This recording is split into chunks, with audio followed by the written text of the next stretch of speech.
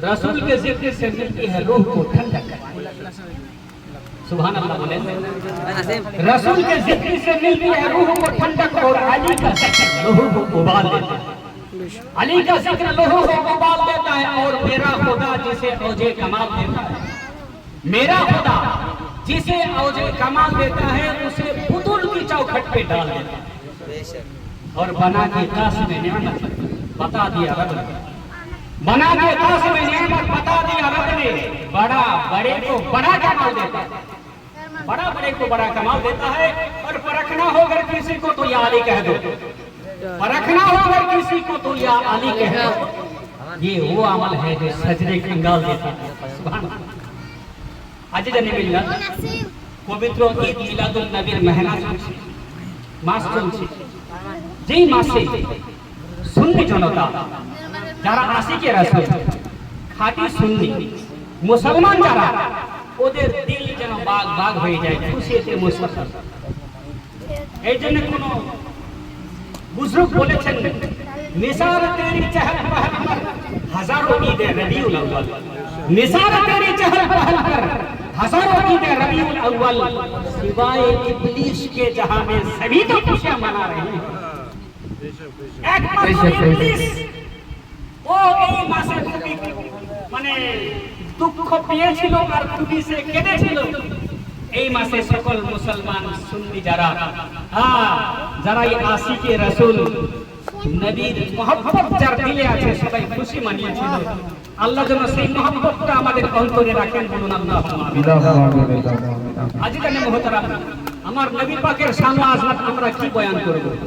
হে বেরাদার, স্বয়ং আল্লাহ রাব্বুল আলামিন কোরআনের পাতায় পাতায় আমার নবীর শান ও আযমত লিখে দিয়েছেন। সুবহানাল্লাহ, শান ও আযমত লিখে দিয়েছেন।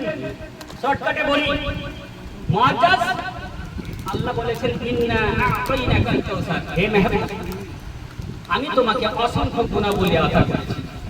আর অন্যান্য তাফসীরে এই আয়াতের অন্যান্য তাফসীর করা হয়েছে যে কাউসার কেউ মতলব নিয়েছেন, মানে নিয়েছেন যে কাউসার মানে হচ্ছে ইলম, কাউসার মানে হচ্ছে হাউজে কাউসার, কাউসার মানে হচ্ছে জান্নাত।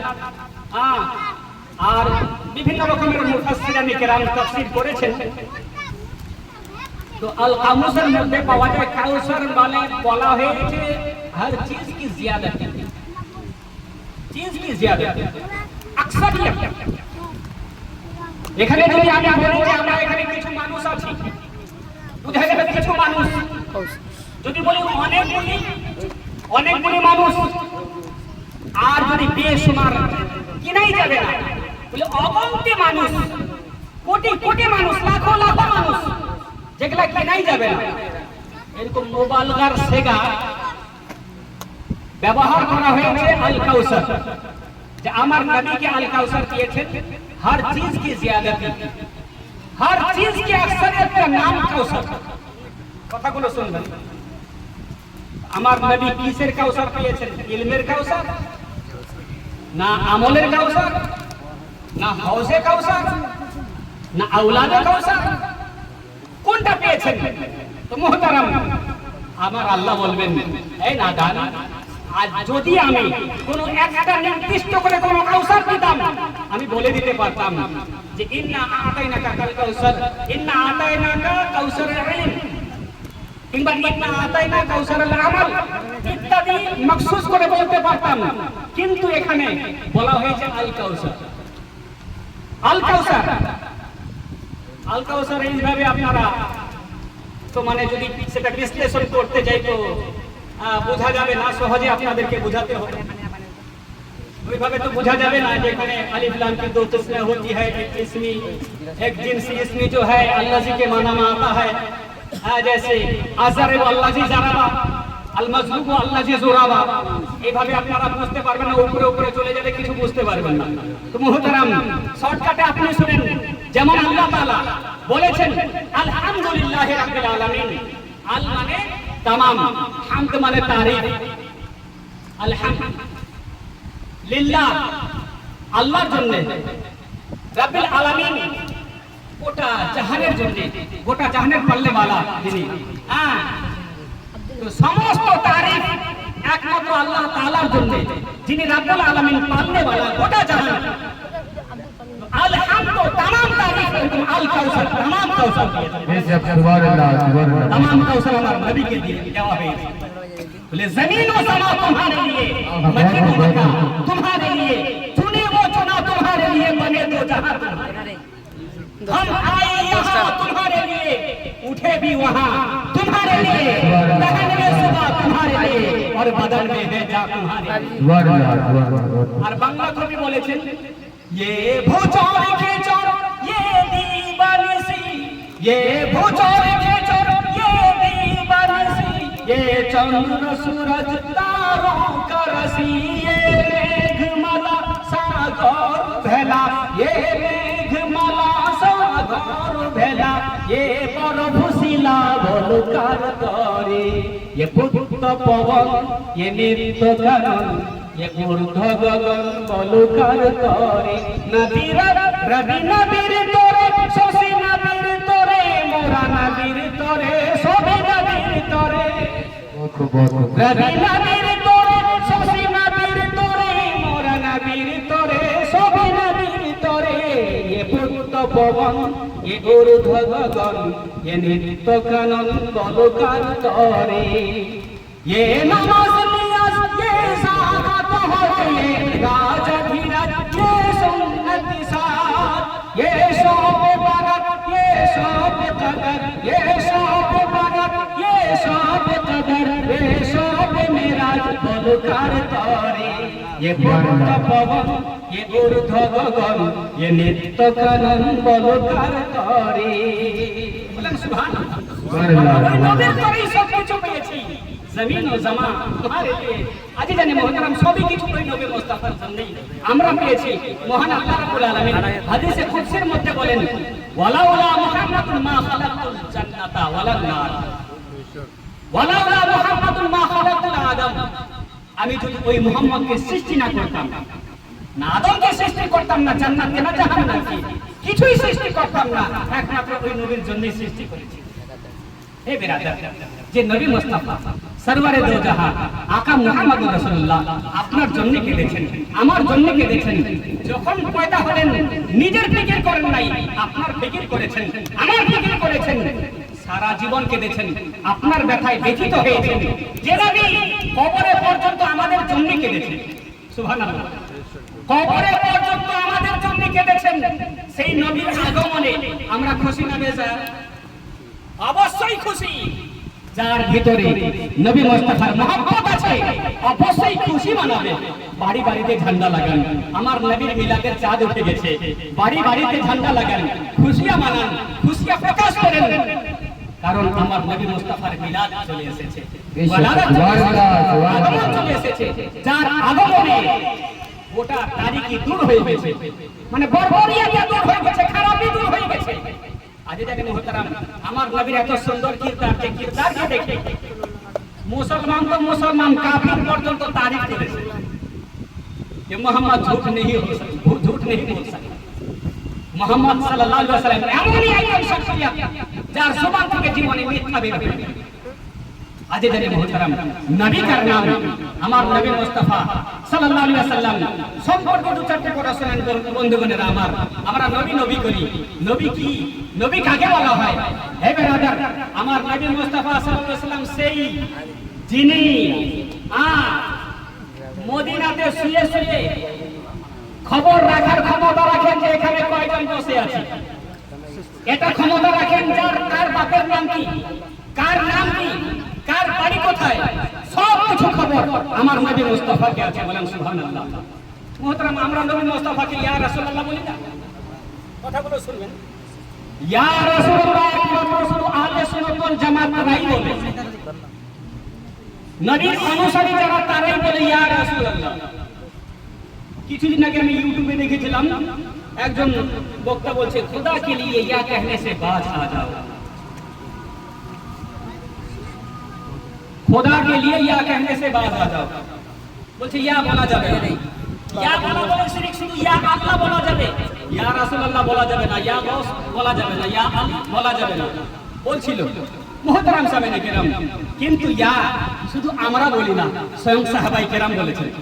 বলেন সুবহানাল্লাহ। সুবহানাল্লাহ, সুবহানাল্লাহ, বহুত সুবহানাল্লাহ। এমনকি স্বয়ং আল্লাহ রাব্বুল আলামিন ইয়া বলে নিজের হাবিবকে সম্বোধন করেছেন, ইয়া আইয়ুহান নবী ইন্না আরসালনাকা শাহিদাও ওয়া মুবাশশিরাও ওয়া নাযীরা। ইয়া বলে ডেকেছেন। আরে যাকে স্বয়ং আল্লাহ ইয়া বলে ডেকেছেন, ইয়া বলে ডেকেছেন, এটা বলা শিরক হতে পারে? এটা আশিকদের রাসূল, আশিকের রাসূলের কথা যে ইয়া বলাটা খুবই ভালো জিনিস। আপনি একবার ধ্যান দিবেন মুহতারাম সামিনে কেরাম। একটা কিতাব আছে, সবথেকে বড় তাফসীর, যেই তাফসীরটা আমার নবী পাকের জামানাতেই লেখা হয়েছে, আত-তানবীরুল মুফাস তাফসীর ইবনে আব্বাস। বলেন সুবহানাল্লাহ। ওই তাফসীরে এক আয়াতের তাফসীর করে লেখা হয়েছে। একটা আয়াত এভাবে আছে না, ইয়া আইয়ুহাল ইয়া আইয়ুহাল্লাযীনা আমানু লা তারফাউ আসওয়াতাকুম ফাওকা সাওতিন নবী ওয়া লা তাজহারু লাহু বিল কওলি কাযাহরি বা'দিকুম লিবা'দ আন তাহবাতা আমালুকুম ওয়া আনতুম লা তাশকুরুন। হে ঈমানদারেরা, তোমরা আমার রাসূলকে যখন ডাকবে তো উনার আওয়াজ থেকে নিজের আওয়াজকে উঁচা করে দিও। যেমন তোমরা একে অপরকে ডাকো, এইভাবে নবীকে ডাকিও না, তাহলে কি হবে? আনতাহাবাতা আমালুকুম ওয়া আনতুম লা তাশকুরুন। তোমাদের সকল আমল বরবাদ হয়ে যাবে, তুমি টেরও পাবে না। আল্লাহু আকবার বলেন। তুমি টেরও পাবে না। তো আপনি নবীকে ডাকবেন তো কিভাবে ডাকবেন? তো আত-তানবীরুল মুফাস তাফসীর ইবনে আব্বাস ওতে লেখা হয়েছে, এই আয়াতের তাফসীর করতে লেখা হয়েছে কা দুআউ বা'দিকুম লিবা'দ বিইসমিহি। যেমন তোমরা একে অপরের নাম ধরে ডাকো, এরকম আমার নবীকে ডাকিও না। যেমন আমরা বলি ইয়া আব্দুল আজিজ, ইয়া আব্দুল কাদির, ইয়া অমুক, ইয়া অমুক, এইভাবে আমার নবীকে ডাকিও না, এইভাবে রাসূলকে ডাকিও না। নিজের আওয়াজকে নবীর আওয়াজ থেকে উঁচু করে দিও না। আর নবীকে যেমন সাধারণ তোমরা একে অপরকে ডাকাডাকি করো, এইরকম আমার নবীকে ডাকিও না। কেমন ডাকিও? ওয়ালাকিন আসমুহু ওয়া ওয়াকারুহু ওয়া শারাফুহু ওয়া কুলু ইয়া রাসূলুল্লাহ, ইয়া নবী আল্লাহ ওয়া ইয়া আবুল কাসিম। আমার নবীকে ডাকবে তো ইয়া রাসূলুল্লাহ বলে ডাকবে, ইয়া নবী আল্লাহ বলে ডাকবে, ইয়া আবুল কাসিম বলে ডাকবে। বলেন সুবহানাল্লাহ। সুবহানাল্লাহ।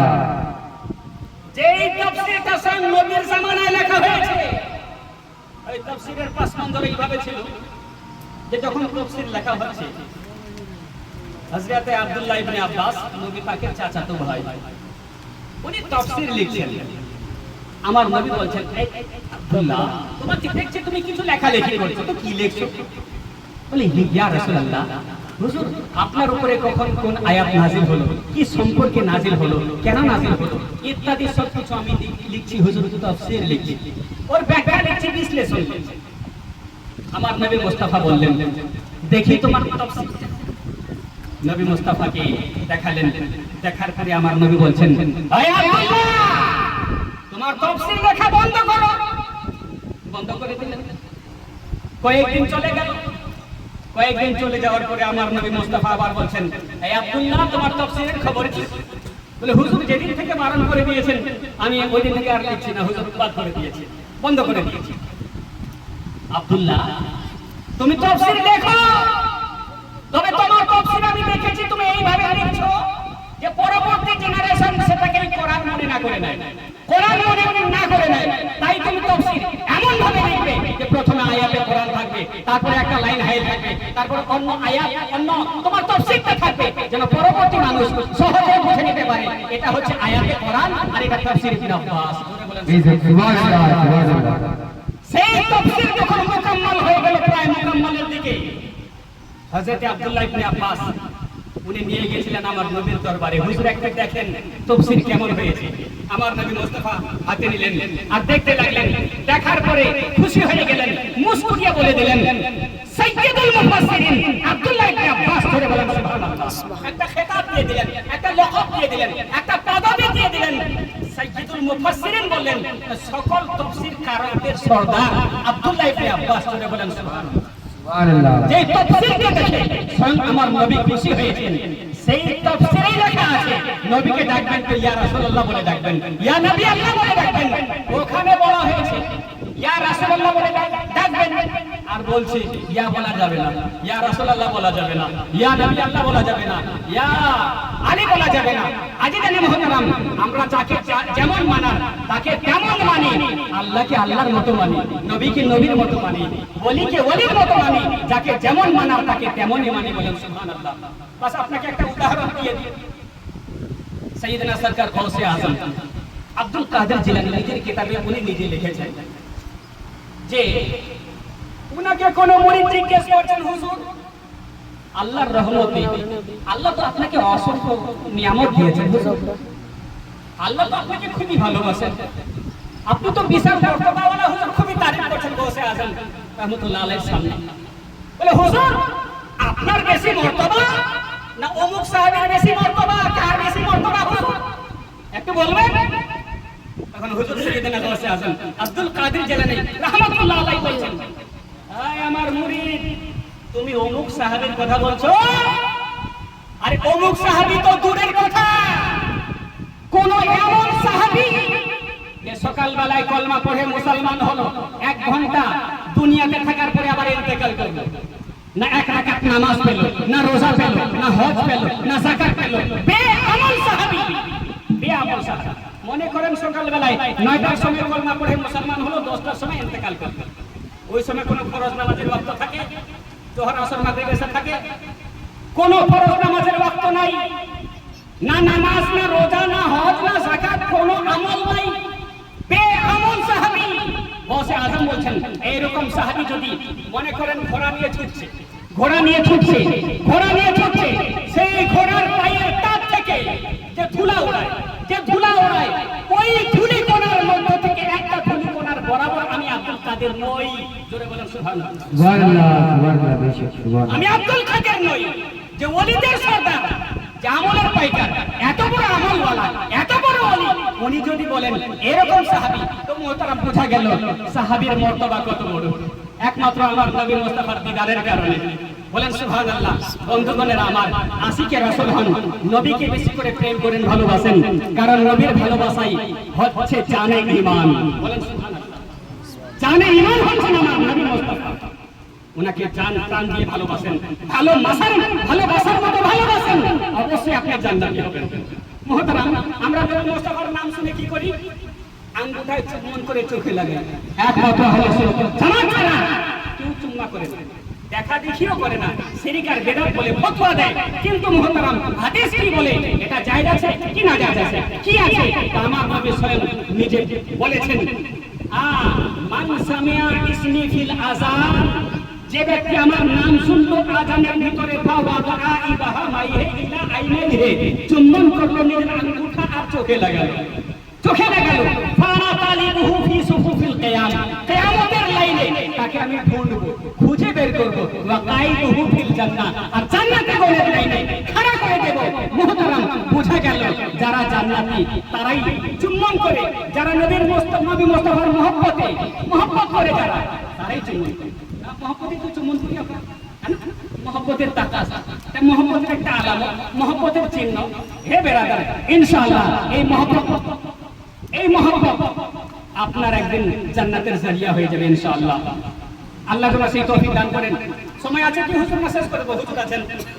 আজিজানে মুহতারাম, আল্লাহ তাআলা সবারই দিলে আমার নবী মুস্তাফার প্রেম যেন ভরে দেন। বলুন আল্লাহুম্মা আমিন। কোন কবি বলেন, কলবেতে মোর সেই নবীর প্রেম, অঙ্গে যেন থাকে কায়েম। বলুন আমিন। কলবেতে মোর সেই নবীর প্রেম, অঙ্গে যেন থাকে কায়েম।